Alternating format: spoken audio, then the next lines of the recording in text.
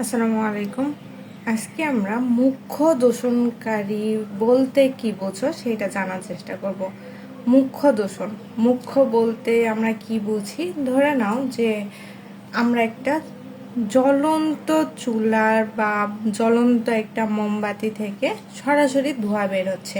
মোমবাতি বা চুলা থেকে যদি আমরা চুলায় রান্না করি বা অনেকে চুলায় রান্না করে থাকে, তারা বুঝবে যে চুলায় যখন রান্না হয় তখন কিছুটা ধোঁয়া বের হয়। আর ধোঁয়াটা কিন্তু কোনো রূপ পরিবর্তন না করে সরাসরি বাতাসে মিশে যায়। ধোঁয়ার পরে কোনো কিছু হওয়ার পরে কি বাতাসে মিশে এমন কিছু না, এটা সরাসরিভাবে বাতাসে মিশে যায়। একবারে ধোঁয়াটা বের হয় ইনস্ট্যান্ট, ওখান থেকে বাতাসে মিশে যায়।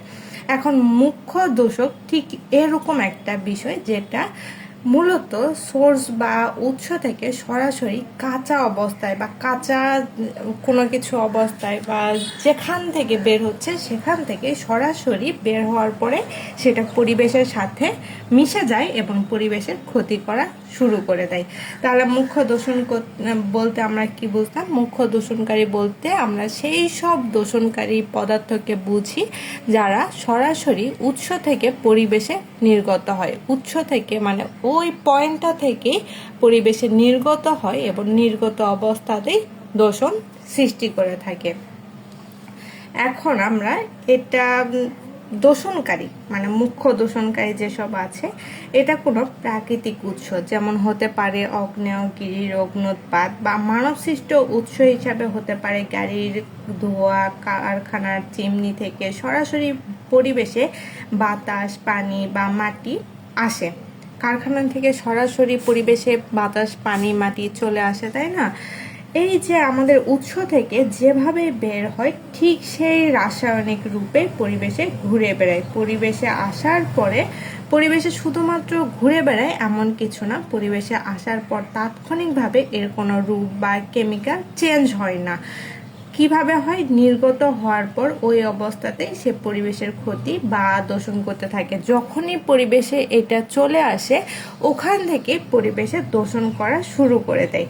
এখন উদাহরণ হিসেবে আমরা দিতে পারি কার্বন মনোক্সাইড। দেখো, কার্বন মনোক্সাইড এটা কি করে? আমরা গাড়ির ইঞ্জিন বা জ্বালানি অর্ধেক পুড়ালে সরাসরি এটা গ্যাসটা বের হয়। সরাসরি কিন্তু গ্যাসটা বের হয় যখন আমরা গাড়ির ইঞ্জিন বা আমরা গাড়ির জ্বালানি পোড়াচ্ছি, তখন সরাসরি এখান থেকে ধোঁয়া বের হচ্ছে।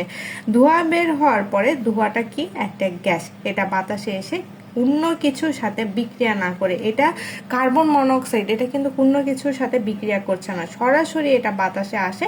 বাতাসে আসার পরে আমাদের শ্বাসকষ্ট তৈরি করতে পারে বা আমাদের বিভিন্ন ধরনের ক্ষতি করতে পারে।